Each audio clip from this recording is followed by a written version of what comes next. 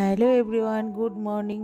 তোমরা সবাই কেমন আছো? আবার একটা নতুন ভিডিও নিয়ে চলে এসেছি। তো দেখো এখানে এক্সারসাইজ হয়ে গেছে, তো ওই বান্ধবীটাকে একটু দেখালাম, ওর সাথে কথা বলছিলাম আর ও কাজ করছিল। তারপরে দেখো আমি ফ্রেশ হয়ে চলে এসেছি, রান্না করব, যেহেতু হাজব্যান্ড অফিস যাবে ওই জন্য আর কি। তো যাই হোক, ওখানে রান্না বান্না মোটামুটি প্রায় হয়ে গেছে। আর এখানে আমার সকালের খাবার তৈরি, আমি এটা খাবো। তো এখানে একটু বসে বসে খাচ্ছি আর একটু প্রাকৃতিক দৃশ্য দেখছি। আর এইদিকে তো রান্নার টেনশন মাথায় রয়েছে, তো রান্না কি করব ভেবে নিচ্ছি খেতে খেতে।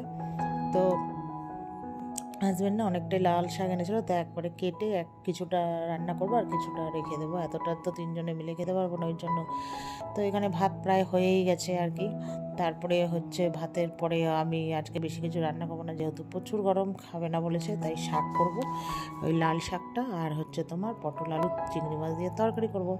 তো দেখো এখানে আমি লাল শাকটা বসিয়ে দিয়েছি, ওই নর্মালি আদা ফোড়ন দিয়েছি আর পেঁয়াজ, আদা রসুন, মানে আদা আর তোমার শুকনো লঙ্কা আর নুন আর একটু হলুদ। তারপরে এখানে যাই হোক ওটা হয়ে যাওয়ার পরে এখানে আলু পটল চিংড়ি মাছ দিয়ে করবো। আর মেয়ে বললো মা একটু চা করো খাই, হাজবেন্ড আর ও চা খাবে, তো ওদের দুজনকে একটু চা করে দেবো। আর এদিকে আমি চিংড়ি মাছ ভাজছিলাম, ধুতেই এখানে চাটা পড়ে গেল। আবার গ্যাসটাকে ভালো করে মুছতে হবে। তো যাই হোক এখানে তোমার আলু পটলের তরকারি করব, তা দেখলে মোটামুটি ভাজা ঠাজা হয়ে গেছে। তো যাই হোক সব রান্না বান্না কমপ্লিট। তারপরে এবার চলে এসেছি ঘরের কাজ করব। এখানে সব একটু মোছামুছি করে বা ঘরটা ভালো করে ঝাঁট দিয়ে মুছে টুছে নিলাম। এবার নেওয়ার পরে আমি স্নান করব, ওই জন্য তার আগে সব ঠিকঠাক করে তোমাদেরকে দেখিয়ে দিলাম যে সব কাজ আমার মোটামুটি কমপ্লিট। এবার আমি যাবো স্নানে। তারপর স্নান করে এসে এর জন্য একটু চা নিয়ে এসেছি। আর আমার ওটা আমার চা, এটা মেয়ের চা, আমার এনার্জি ড্রিঙ্ক আর মেয়ের চা। তার সাথে মেয়েকে একটু ম্যাগিও করে দিয়েছি, যেহেতু সকালে খাবে। তো আমারটা আমি খাচ্ছি, আর মেয়ে ওখানে চা খাওয়ার পরে ম্যাগি খাবে। আর আমার সকালের টিফিন তো আমি খেয়েই নিয়েছি। তারপরে আর ভিডিও করিনি, একবারে সরাসরি চলে এসেছি। এখন বাজে 1টার কাছাকাছি। আমার জন্য আমি ডালিয়া আর এখানে স্যালাড, টক দই, ডিম সেদ্ধ করে নিয়েছি। আর মেয়ের ভাত, লাল শাক, আলু পটলের তরকারি, আর কালকের মাছের ঝোল ছিল, ও খায়নি, ওটাই। তো যাই হোক ওখানে মেয়ের জন্য আর মা পোস্ত পাঠিয়েছিল, ওটুক রেখেছিলাম, হাজব্যান্ডকে দিয়েছি আর ওর জন্য রেখেছি। আর এখানে ডালিয়া বেটে নিয়েছি, টক দই নিয়ে এসেছি, বিট লবণ, চাট মশলা দিয়ে।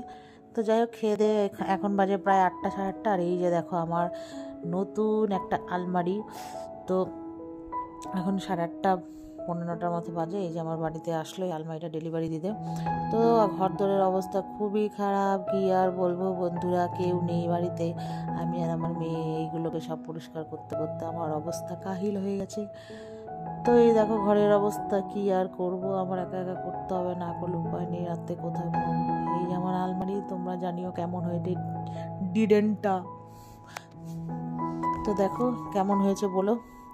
তো যাই হোক এবার এখানে সব পরিষ্কার করছি, ড্রেসিং টেবিল এগুলো সব ধুলো হয়ে গেছে, সব পরিষ্কার করছি, বিছানাপাতি সব পরিষ্কার করব। আর ওই আলমারিটা কেউ নেই, একা একাই ঠেলে নিতে গিয়ে আমার একটা সর্বনাশ হয়ে গেছে। আলমারি হ্যান্ডেল দুটো ভেঙে গেছে, তো আবার হ্যান্ডেল দুটো আবার আনতে হবে, তারপরে আবার লাগাতে হবে, হাজব্যান্ড এনে দিয়ে লাগিয়ে নেবে, লোক দিয়ে, বা নিজেই লাগিয়ে নেবে।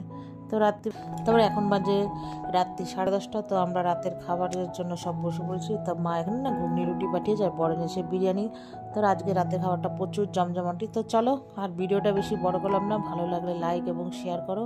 Tata, good night. আর আমার চ্যানেলটাকে সাবস্ক্রাইব করো। বাই বাই, তোমরা সবাই ভালো থেকো।